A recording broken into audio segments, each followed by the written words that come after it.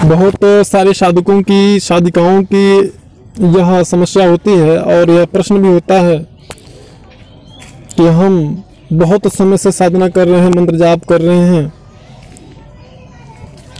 ध्यान कर रहे हैं, लेकिन हमें किसी प्रकार की कोई अनुभूति नहीं हो रही है, हमें कोई अनुभव नहीं आता है या बहुत समय के बाद में अनुभव आता है।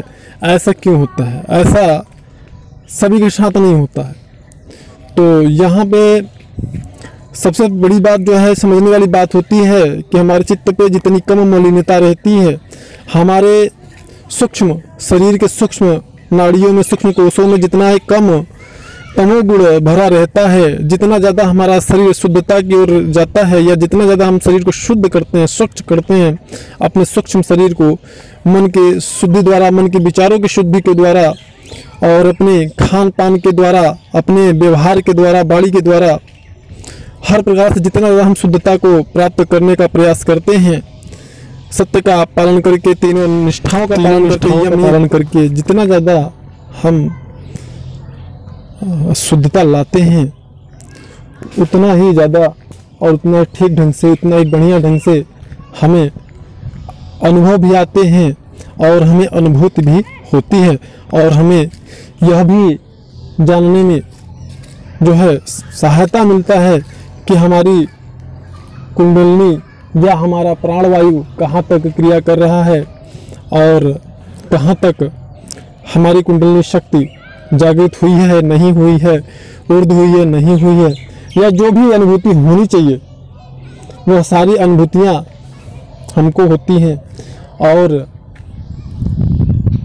अनुभव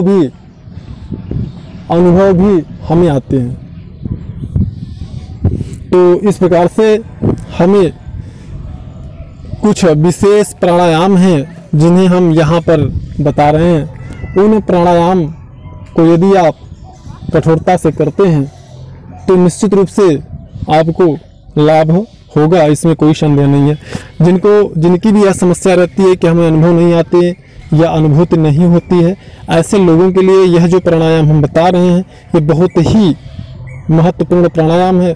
और ये न आने का मतलब यह होता है, यानी अगर आपको अनुभव या अनुभूति नहीं हो रहे हैं तो इसका मतलब है कि आपके अंदर अशुद्धता बहुत ज़्यादा है। अब वह अशुद्धता कैसे आप कम करेंगे, इसमें आपको इसके बारे में विचार करना चाहिए। और अशुद्धता को कम करने के लिए आपको खान पान पे ध्यान देना चाहिए, शुद्ध और सात्विक भोजन करना चाहिए, जिसमें कि आपको तेल मसालेदार चाय चटर पटर चीज़ें उसमें शामिल न करें। पूर्णतः सात्विक भोजन करें, सादा भोजन करें, लोगों को कम स्पर्श करें, लोगों से दूरी बना के रहें और तीन निष्ठाओं का पालन करें। तीनों निष्ठाएँ क्या होती हैं हमने अपने प्रीवियस वीडियो में बताया हुआ है। और यम नियम का पालन करें कठोरता से, यह क्या होता है इसके बारे में भी हमने अपने प्रीवियस वीडियो में बता रखा है, आप चैनल पे विजिट करके देख सकते हैं। अब उसके बाद में जो प्राणायाम मैं बता रहा हूँ, भस्त्रिका प्राणायाम करना है आपको और सूर्य नाड़ी चंद्र नाड़ी प्राणायाम करना है। यानी सूर्य नाड़ी और चंद्र नाड़ी प्राणायाम आपको करना है। और ये जो प्रयोग हम बता रहे हैं यह सिर्फ कुंडलिनी साधना में ही नहीं, बल्कि आप किसी भी प्रकार की साधना कर रहे हैं उसमें आपको अनुभव निश्चित रूप से होंगे और अनुभूति निश्चित रूप से होगी। चाहे वो अप्सरा साधना हो, चाहे यक्षिणी साधना हो, चाहे भैरव साधना हो, गणेश साधना हो, हनुमान साधना हो, काली साधना हो, कोई भी साधना हो, निश्चित रूप से उसमें आपको अनुभव और अनुभूति होने लगेगी। हमारे सूक्ष्म शरीर के सूक्ष्म नाड़ियों में जो तमोगुण भरा रहता है उसी के कारण हमें विशेष प्रकार के जो अनुभव होने चाहिए और अनुभूति होनी चाहिए नहीं होती है। दूसरा कारण होता है हमारे कर्म। हमारे जो भी कर्म होते हैं कर्माशयों के कारण भी, हमारे चित्त की शुद्धि न होने के कारण ही हमें विशेष प्रकार के अनुभव नहीं होते हैं, क्योंकि चित्त शुद्धि न होने के कारण हमारा ध्यान एकाग्रचित होता ही नहीं है। तो आपको प्राणायाम करना है और यह भस्त्रिका प्राणायाम कठोरता से करना है। अगर आप कठोरता से भस्त्रिका प्राणायाम करते हैं 3 से 5 मिनट में आप थक जाएंगे निश्चित रूप से।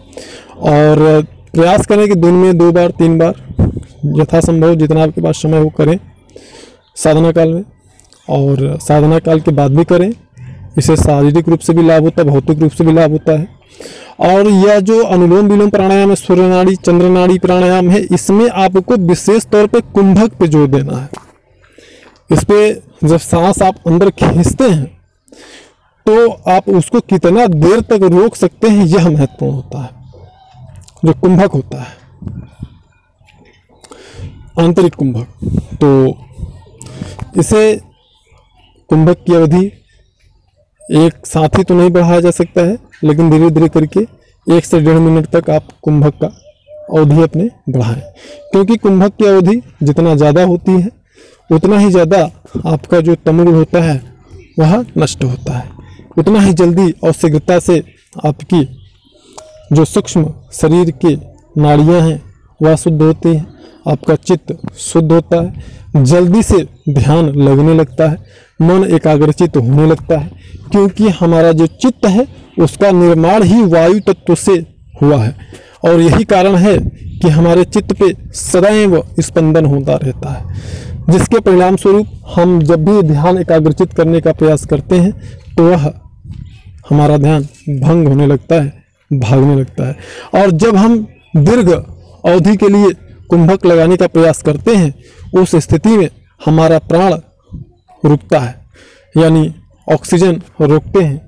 ऑक्सीजन को ही अध्यात्म में प्राण कहते हैं, और प्राण को रोकते हैं तो हमारा मन स्वयं रुकने लगता है, क्योंकि मन का और प्राण का बहुत ही गहरा संबंध होता है। अगर एक को हम कठोरता से रोकने का प्रयास करते हैं तो दूसरा स्वयं रुकने लगता है।